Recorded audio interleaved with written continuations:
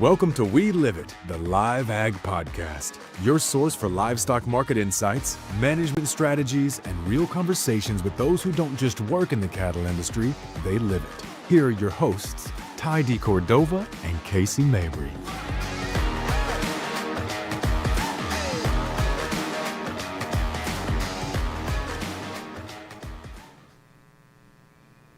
It's buffering.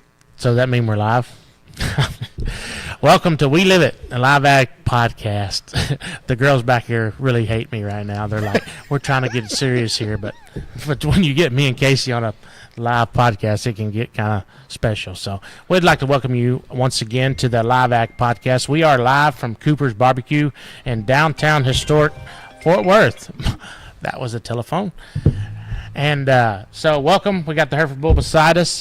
We thank Barry and Company for letting us use their facility to have our sale today. We have a pretty good lineup of weaned calves from Utah to Georgia today that kind of deliver March through April, right for that grass time. We have a really, really good section of feeder cattle, steers and heifers, kind of stretched all over. We have a very, very nice set of Red Angus heifers on today that are there in Oklahoma, at Stanbridge's there in Lindsay, Oklahoma. And then GKB property, or GKB, which is under Dotted K Properties today. They have a really nice set of red baldy heifers on today that, I mean, will knock your eyes out. So if anybody's looking for bred heifer, or anybody's looking to breed any heifers, tune in today because we got a pretty good set of them. What you been doing, Casey? I think you've been traveling and pig showing. So you want to fill us in on kind of what's going on down at the pig show world? Yeah, so the girls are actually showing pigs. It'd be pretty lame if I was out there trying to do it. But we've been, I guess we're kind of getting to the tail end of this Texas swing through these stock shows. And so we were down there at San Antonio last week. Girls will go to Houston this week.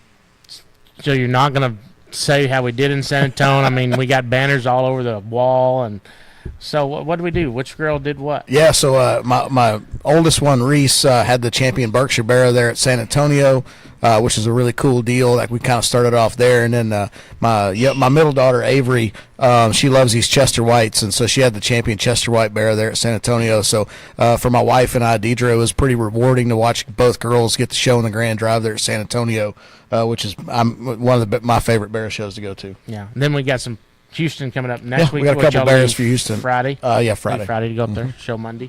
Yep. Sunday, Monday. Yep. Cool. I think we leave Tuesday night with steers, and we show Friday, I believe. So we'll be down there pretty much the same time. Yeah, we'll be down the same time. So that'll be pretty fun.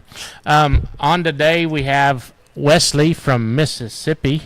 From Alabama, my bad. I like to say he's from Mississippi because I think it's all the same. He's going to have to buy a house in Mississippi with as much stuff as he got going on down there, though. Yep. But Wesley, kind of fill us in on your background.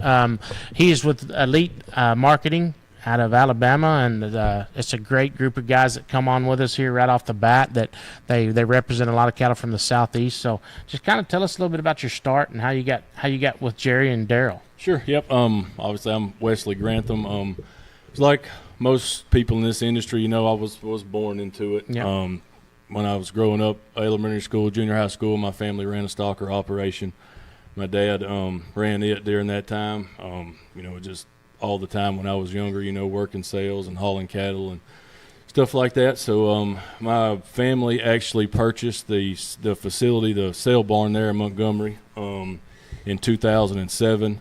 I graduated high school in 2008. So once I graduated high school, there wasn't many options to do. We had a stocker operation and a sale barn to run, so I went right on into it.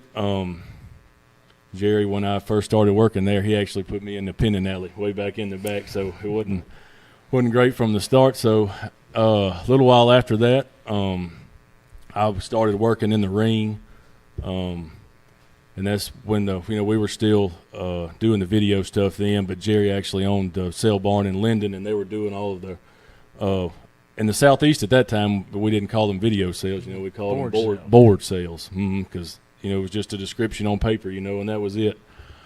I guess I was 19 or 20 when he sent me on my first deal to go pick up some, and just a short story. It really didn't go so well.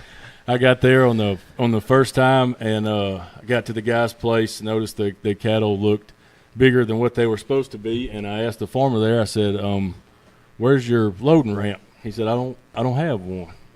I said, well, how are we going to get the cattle on this truck? He said, I'm going to dig a hole with my tractor in front of my squeeze chute, and we're going to back the truck off into it, and we're going to load it. Oh, my. Yeah, so how did that work? it did not. It did not. So we get the truck back down in there after. Well, first I thought the farmer was going to come around in a 200-horse John Deere with a big bucket, and he came around with a 35-horse with a little bitty bucket, and it took him about 3 hours to dig a hole. We got the cattle on the truck driver screaming and fighting, he's mad as he can be. I get the cattle loaded. The belly of the trailer's actually in the dirt on the ground, so we had to go find another farmer with a big tractor to pull the truck. I get the cattle back to the scales and get them weighed, and they're about 115 or 20 pounds bigger than what they're supposed to be. The buyer's screaming and hollering at me. The driver's mad. Everybody's mad, So I thought to myself then, I'm not sure how this board sells stuff. If I want to, that's an incredible story. Yeah, that's the very first one I ever went on. You got a story for life right there. Yep. Yeah. But that's how you grow in this industry, though. I mean, we talked a lot about that yesterday. Is nowadays young people think that they can just come out and get right to the top and don't have to work to get there. But absolutely, in this industry, that's how you get to where we are. Is you start in the back of the pinning alley and the sorting alley and learn from there and learn from the people that are above you and soak it all in. So that's a pretty cool story. Yep, absolutely. I mean, when I got out of high school, I went to work for an order buyer there at home that rented part of the stockyard, and at that time we shipped 5 or 6 loads a day. And if you really want to learn, how this industry operates and really how to sort and do those kind of things, you work for an order buyer and you can really learn a lot. Catch your teeth in them sorting alleys, sorting all them sale barn cattle pretty fast. Yes, have you shipped cattle from that same farmer again? No, sir. You let somebody else have that deal, That was the last time I went there. That was the very last time. You'll have several of those throughout this business. So. Absolutely. So why don't you kind of fill us in on what we expect today on y'all's offering? Y'all got quite a few cattle on here today, kind of from Alabama to Georgia to Mississippi to. Yep, all throughout the Southeast. Normally in our March sale, we don't normally sell our ryegrass cattle. Our May delivery ryegrass cattle. Just this market is super hot and super good. We just have a lot of our customers that are pulling the trigger early, and how can you blame them? We have several big strings of ryegrass yearlings in Mississippi that are coming off. Several that are 4 and 5 load packages, and it's just this market's good, and these guys are ready to get something nailed down. So how did you get in the Mississippi deal? That thing's hard to crack. That's been it has been. Basically just wanting to continue to grow. We had, most of, Central and South Alabama, that's our core and been our core for a long time. And I told Jerry and Daryl, this spring, same time last year that I was going to start going into Mississippi and trying to see what I could do over there. And it was hard to start off with, but we're progressing and it's growing. That's good. You're getting a pretty good reputation of what you can do and how you do business down there, and you're having lots of people start to reach out, which is pretty cool. Absolutely, I am. The one thing about it is if you'll stay honest and stay doing what you're doing right now, this thing will grow big for you, and we're super excited for y'all to be on the team and to grow with y'all. That Mississippi deal's been hard to crack for a long time, and we're so glad y'all are down in there. Yep. Good people doing business with good people is all it is. Yep, so. And it just goes back to what you just said. I mean, selling these cattle, it's just a relationship deal, and those buyers, I mean, I've talked to them, several guys every week that I've never met. I talk to them on the phone, just as you do, and they just gotta trust in you that what you put on that truck is what you told them that they were going to get, and it's just basically all it boils down to. Good. So I've been looking for some dirt on Daryl, just so I have something, because when he kind of goes sideways, I need to have something. I need something on Daryl.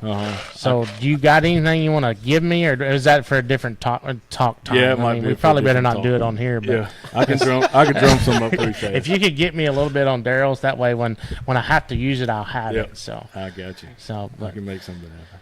Casey, you want to kind of talk a little bit about the market today and what we're looking at, kind of what this thing's done the last couple of days, and maybe what I don't know what the future hold is the right thing to say, but I don't know. This thing's wild. Yeah, it's a good thing this one's live because the market, I've talked to Katie at this several times. If we kind of date these podcasts a little bit, the market's changed substantially. But we saw this thing, let's go back to last fall where the market had kind of taken a little bit of a dip. A lot of people were concerned, not necessarily sure it was going to go on. And then we rallied this thing going into the, end of the year, going into the end of January is where we kind of posted what I would all-time highs in live cattle. We kind of saw about a $15 setback in live cattle. Feeder cattle market didn't set back as much. Yeah. Grain market's been under pressure, and so that's lent a lot of support out there. But, man, we've got all kinds of different variables being thrown out there with President Trump, and the tariff talk and a lot of the trade negotiations out there, really trade wars that's going on with these other countries. So, there's just a lot of every day is like a new hand, I'd say, is a new deck of cards that we're playing with. And sometimes they throw the Joker in there at you a couple of times, because these markets are definitely wild. Right now, market's up big here again this morning. We saw the market find what I would call a technical key reversal there at the end of last week, and that sent a lot of buying pressure back into the market. And any of the selling pressure that we had seen, even in the cash market, a lot of those guys have retreated now and kind of running away. So live cattle cash market right now, we saw Nebraska trade last week at 202. It was traded after Texas had traded, midweek there at 197. So right now we haven't seen much trade activity. We're seeing bids earlier in the week there in the South at $2. Market's been really, really quiet there in Texas. So again, I think there's a lot of Canadian feeder cattle that come south. And so if you're those plants that are in the northern part of the U.S., and if there's a talk of tariffs, and those cattle aren't going to come south. And so, those plants have got to kind of chase around and look for some cattle there and kind of out west, like towards Washington. So that kind of throws those guys into bidding on cattle in western Nebraska. And if we don't have tariffs, then those guys are able to get the Canadians to come south. And so there's lots of different variables that are at play right now. My crystal ball is definitely more like a bowling ball and like that real solid black one that's kind of dirty off in the corner, to be honest with you, because it's really hard to kind of predict all the variables that we got going on right now. I would just tell you this. My recommendation to most people is just protect the equity that you put in place here, whether you've bought these really high-dollar calves that you're putting in and you're going to run in a preconditioning yard, or you're buying something that you're going to run on grass. Just go out there and protect it somehow, because we're definitely spending a couple $1,000s a head on these things, no matter what weight they are, in the massive amount of money that we've put onto these cattle in the last couple of years anyway, or couple of months, a couple of weeks. A lot of times they can come off just as fast. We don't know what those variables are going to be, but what we got to do now is just kind of get protective. So market feels really, really good, and every day it goes higher. We just need to make sure that we're covering ourselves. Yeah, that's good advice there, because the way this thing is, you better have some cover on you, because like you said, we could hit a Joker any day. So, well, thanks everybody for joining us, watching us at We Live It podcast here on LiveAg, live on Facebook and YouTube. Don't forget to hit the subscribe button. So Katie's back there really smiling and giving me thumbs up now for saying that. So hit subscribe, hit like. If you want to advertise with us, reach out to Katie at live-ag.com. Shoot her an email if you want to come on board and be one of our sponsors and do a little advertising with us on our webpage or on our podcast here. We thank all the people that already have done it. So, but just want to thank Wesley for being on with us today. I kind of threw it at him last minute. Yeah. I think I told Jerry and Daryl like a week ago, and they said, "Well, let's just don't tell him yet. We'll wait till he gets on the plane so we make sure he comes." So yeah, it was last night about 7:30. Daryl texted me, said podcast tomorrow. So that's how it happened. Yeah, perfect. So thank you for coming on, and we thank you guys for trusting us to help y'all market your cattle. Y'all have a great following down there in the Southeast, and we can't thank y'all enough for joining us. So yes, sir. Thank everybody for watching, and remember, we live it, and God bless. Welcome to We Live It, the Live Ag Podcast, your source for livestock market insights, management strategies, and real conversations with those who don't just work in the cattle industry, they live it. Here are your hosts,